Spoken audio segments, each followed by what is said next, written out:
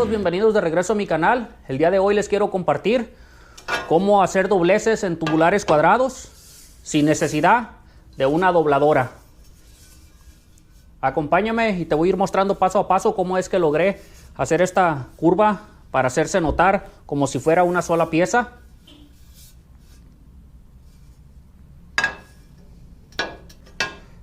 Pero antes que nada me gustaría invitarte a que te suscribas al canal y le des clic a la campanita para que reciba las notificaciones de los videos futuros. No se diga más y acompáñame en el proceso de transformación de este tubular cuadrado.